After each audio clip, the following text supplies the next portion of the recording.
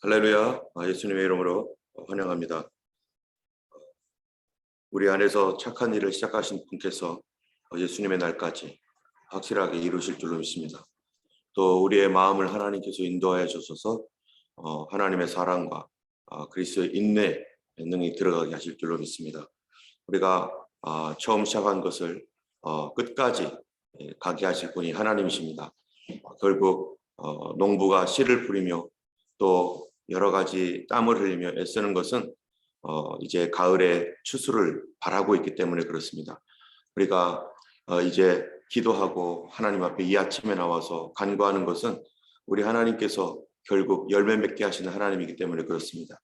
사도 바울이 고백한 것처럼 자기는 심었고 아볼로는 물을 주었으되 하나님은 자라게 하시느니라. 우리가 하나님은 자라게 하시는 하나님이세요. 그렇기 때문에 바울은 심었다고 하고 아볼로는 물을 주었다고 합니다.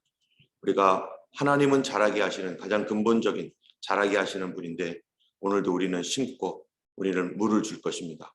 우리 하나님 앞에 믿음으로 말씀대로 심고 하나님 앞에 눈물로 기도하며 하나님 앞에 구할 때 예수 그리스도께서 열매 맺게 하시고 그 결과를 보게 하시고는 하나님이신 것입니다.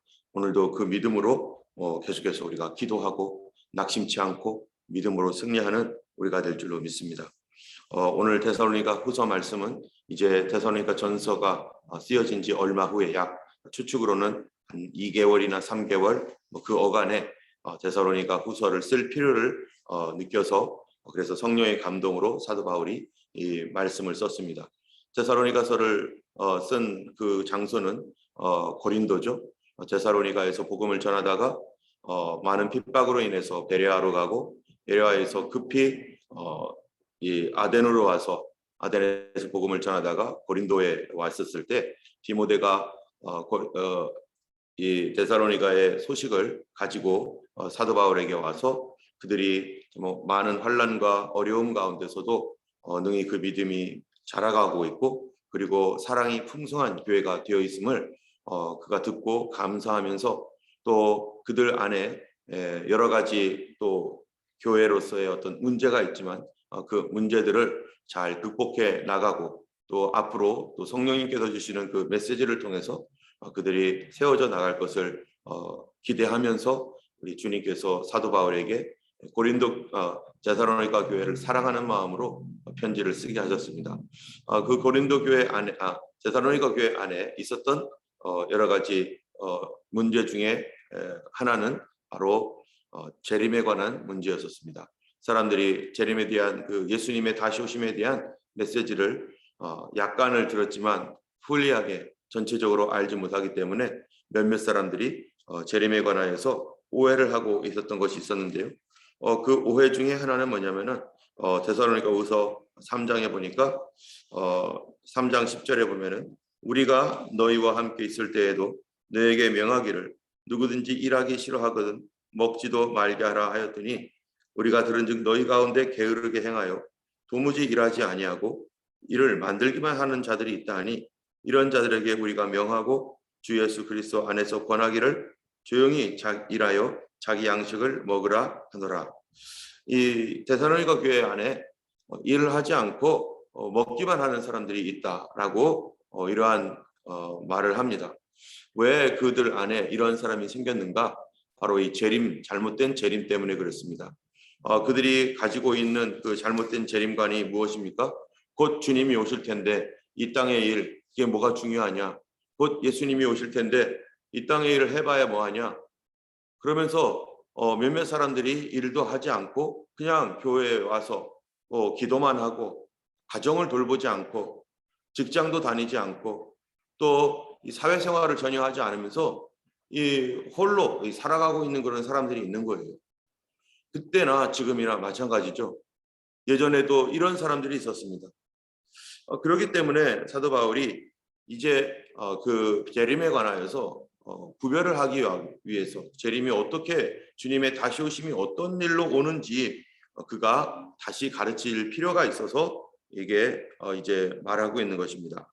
그래서 2장에 보면은 형제들아 2장 1절에 우리가 너희에게 구하는 것은 우리 주 예수 그리스도의 강림하심과 우리가 그 앞에 모임에 관하여 그 다음에 말이 2절에 영으로나 또는 말로나 또는 우리에게 받았다 하는 편지로나 주의 날이 이르렀다고 해서 쉽게 마음이 흔들리거나 두려워하거나 하지 말아야 한다는 것이라.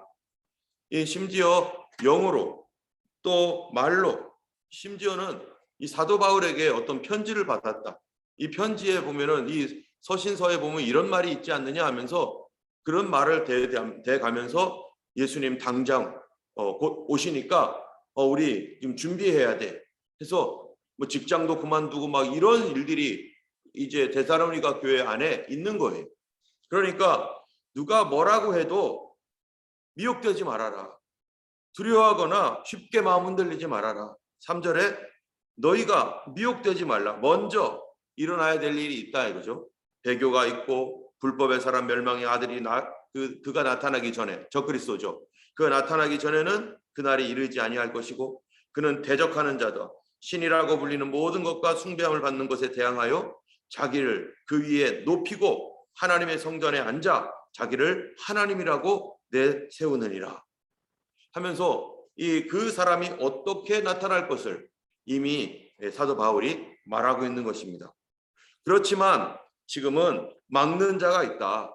그 적그리스도가 나타나지 못하도록 막는 자가 있는데 그 불법의 비밀이 막 활동하고 있지만 그러나 주님이 막아놨기 때문에 나중에 이제 이것이 때가 되면은 옮겨질 테인데 그때까지는 그가 활동하지 못하게 그 적그리스도의 영이 세상을 주관하지 못하도록 하나님이 딱 막고 계시고 자기 때에 나타나는 그 때에 이제 활동하게 될 것이다 이렇게 말합니다.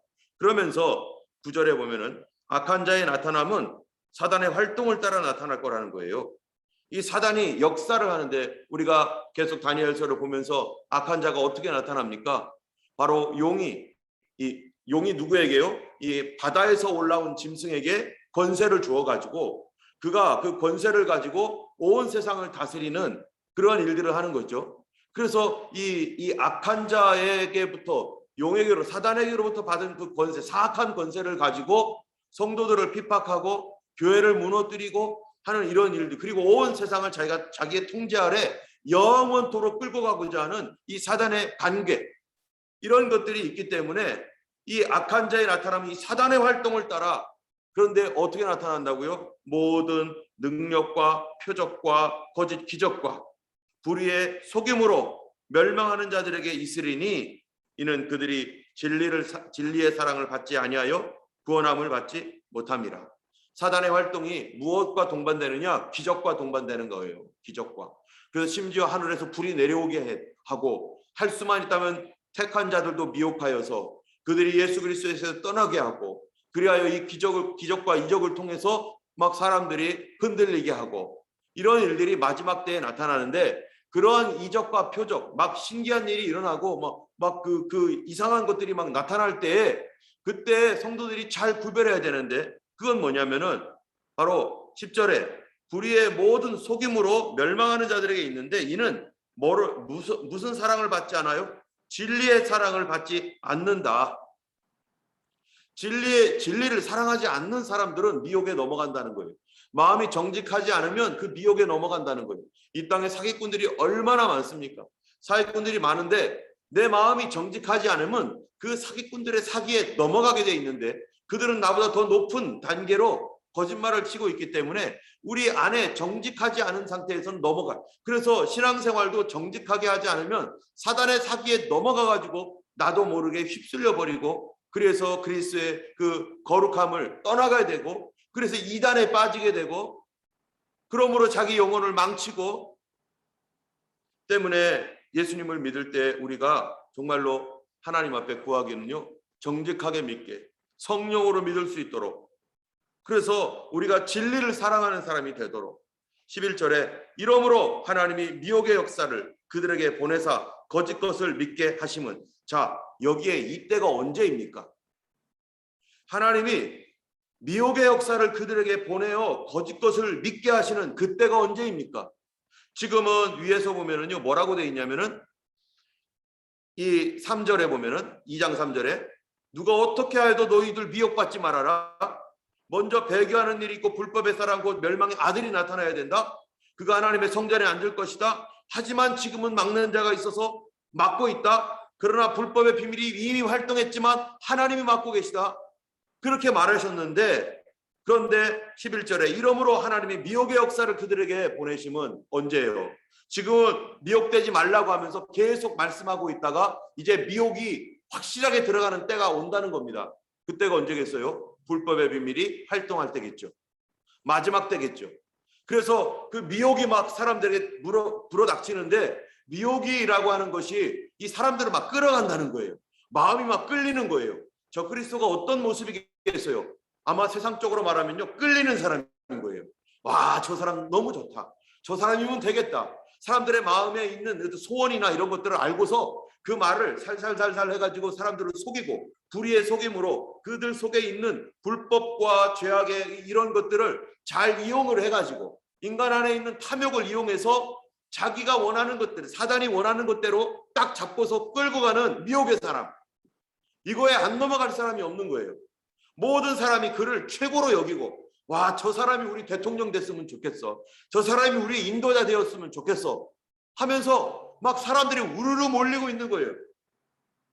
이 사람 속에는 정직하지 않고 불의의 속임으로 모든 사단의 활동을 따라서 그 모든 악한 것들을 갖고 있는데, 그 안에는 그런 것들이 있음에도 불구하고 그거를 가면을 써서 싹 속이고 사람들을 끌어가는 그런 미혹, 이런 미혹이 일어나는데, 이 미혹을 받지 않으려면 어떻게 해야 되느냐?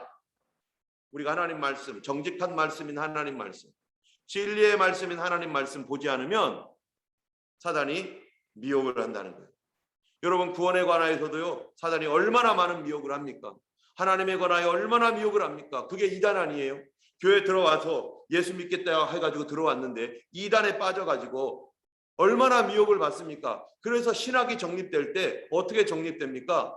맨 처음에 구원론 가지고, 맨 처음에 그리스도론 가지고 정립이 됩니다. 예수님이 도대체 누구냐? 많은 이단들이 와가지고 예수님은 하나님이 아니다, 하나님의 창조물이다, 하나님보다 못하다, 우리보다 높지만 뭐 이런 식으로 해가지고요, 예수님의 그 구원 사역에 대하여 막 흔들어 놓는 거예요, 사람들을. 그러니까 그것이 무엇인지에 대하여 이 사단이 막 그냥 혼돈스럽게 하니까, 그래서 이 삼위일체론이 생긴 겁니다. 그 성경에 예수님이 누구인지를 성경을 통해서 정확하게 사람들에게 정립을 해주는 거죠. 그 다음에 또 뭐가 생깁니까? 성령론이에요, 성령론. 그럼 성령은 누군데? 성령은 누군데? 성령은 그럼 능력인가? 성령은 힘인가? 성령은 인격적인 것이 아니라 어떤 파워인가? 그래서 그것 때문에 성경을 연구하면서 성령님이 우리 하나님이다, 하나님의 영이고 그리스도의 영이다. 그 다음에 또 뭐가 나옵니까? 그 다음에는 구원론 가지고 나오는 거예요. 이 로마 천주교회가 착하게 살아야 구원받고, 너희들 그렇게 하면 구원 못 받아. 그러니까 예수 믿는 것만으로는 되는 게 아니라 착하게 살아야 돼, 하나님께 똑바로 살아 하면서 이 착하게 살아야 구원받는다는 것을 1%라고 말하고, 예수 믿는 것은 99%인데 그 1% 착한 행위가 있어야지 구원을 받으니까 너희들 그 1%를 우리가 채워야 돼. 그 1%는요, 우리가 감당 못할 1%를 만들어 놓고, 그러고서 천주교가 어떻게 합니까? 7성사 7가지의 성사로 딱 묶어가지고 이것도 하고 이것도 하고 이것도 하고 이것도 하고, 교회가 하라고 하는 요거 반드시 해야 돼. 그렇지 않으면 그 1% 못 채워서 그래서 지옥 가는 거야. 지옥이 아니죠, 연옥 간다는 거죠, 연옥.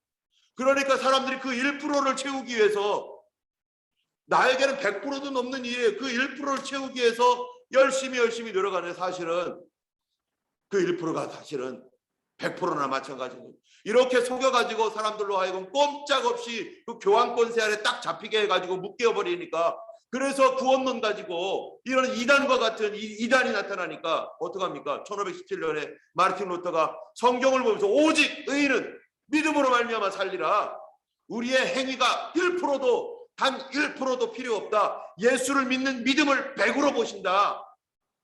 우리 하나님께서요, 그 믿음으로 말미암아, 오직 믿음, 이 믿음으로 말미암는 구원이, 그래서 이 종교개혁을 통해서 유럽 사회가 잘못된 신학에서 해방돼 가지고 지금까지 이렇게 오고 있는 거 아닙니까? 그렇지 않았으면 지금도 계속해서 이 소식, 이 말로 종교의 영으로 꼭꼭 묶어 가지고 사람들이 어찌할 줄을 모르는 상황이 됐을 겁니다. 이 미혹의 역사, 사단은요, 사람들의 이성과 상식을 통해서 이성과 상식이 필요하고 이 세상 살아가는데 반드시 있어야 되는 거지만 하나님 말씀과 이성이 충돌할 때 우리가 우리의 이해로 안 될 때 그럼 이해 안 되면 안 믿습니까? 우리 어린아이들이 태어났어요. 어떻게 태어났는지 이해가 안 되네. 어떻게 태어났는지 이해가 안 되죠. 그러면은 내가 없는 겁니까? 그런 거 아니잖아요. 우리 몸이 어떻게 작동되는지 우리가 이해를 못하고 다 알지도 못하죠. 신체의 메커니즘을 모른다고 해서 우리가 안 움직입니까? 우리가 여전히 살아있잖아요. 믿음이 먼저 오고 그 다음에 이해가 되는 것인데 이 믿음과 이해가 충돌할 때 우리는 믿음을 선택하는 거예요. 하나님 말씀의 믿음을 선택하고 그런 다음에야 이해가 오는 거죠. 우리 하나님의 말씀을 믿음으로 받아들여야 됩니다. 우리의 생각과 충돌할 때 우리는 무엇을 따라가겠습니까? 믿음으로 받아들여야 돼요. 그런데 마지막 때는요, 미혹의 역사가 막 이렇게 몰아칠 때 사람들이 다 넘어가게 돼 있답니다. 그런데 어떤 사람이 미혹에 넘어가느냐? 여기 보면요, 하나님이 미혹의 역사를 11절에 그들에게 보내사 거짓 것을 믿게 하심은 진리를 믿지 않고 불의를 좋아하는 모든 자들로 하여금 심판을 받게 하려 하심이라. 진리를 믿지 않고 불의를 좋아하는 그 마음, 그 마음이 정말 그 마음인지 아닌지, 여러분 환난과 어려움은요 그겁니다. 어려움이 올 때 내가 정말로 진리를 믿는지 아니면 불의를 좋아하는 사람인지, 거짓을 좋아하는 것인지, 불의를 좋아하는지, 진리를 좋아하는지 어려움 닥치면 알게 됩니다. 내가 진짜 믿음이 있는 것인지. 어려움을 닥치면은요 우리가 나타나게 돼 있습니다. 그래서 속지 말고 우리의 마음이 항상 하나님의 진리 가운데 서 있고 정직한 믿음으로 우리 하나님께 나아가라 라고 권면하면서 끝으로 기도합니다. 이 기도가 우리의 기도이기도 해요. 3장 1절 끝으로 형제들아 너희는 우리를 위하여 기도하기를 주의 말씀이 너희 가운데서와 같이 퍼져나가 영광스럽게 되고 또한 우리를 부당하고 악한 사람들에게서 건지시옵소서 하라. 믿음은 모든 사람의 것이 아니니라. 부당하고 악한 사람이 있다는 것입니다. 믿음은 모든 사람의 것이 아니랍니다. 믿음은 하나님의 선물입니다. 우리가 오늘 기도할 때 주여 분명히 이 땅에 모든 사람이 믿지는 않을 것입니다. 그러나 하나님의 선물을 위하여 오늘 우리는 기도해야 됩니다. 우리의 이웃과 가까운 친척들과 우리 부모님들과 자녀들을 위해서 또 하나님이 예배해 놓으신 준비되어 있는 그 영혼들을 위하여 우리가 기도해야 될 것입니다. 오늘 우리가 기도할 때 하나님 아버지 참으로 주의 말씀이 너희 가운데서와 같이 퍼져나가 영광스럽게 되기를 원합니다. 전도하는 하나님의 문이 열리게 하시고 사람들이 하나님 참으로 미스테리이신 이 하나님의 말씀을 받아들여서 참으로 그들의 마음에 하나님 깨닫는 마음, 하나님 믿는 믿음을 주셔서 그들로 하여금 주님 앞에서 온전히 설 수 있도록 도와주시옵소서. 주님 역사하여 주시고 하나님 영광 나타내 주시고 복음이 퍼져나가게 하옵소서.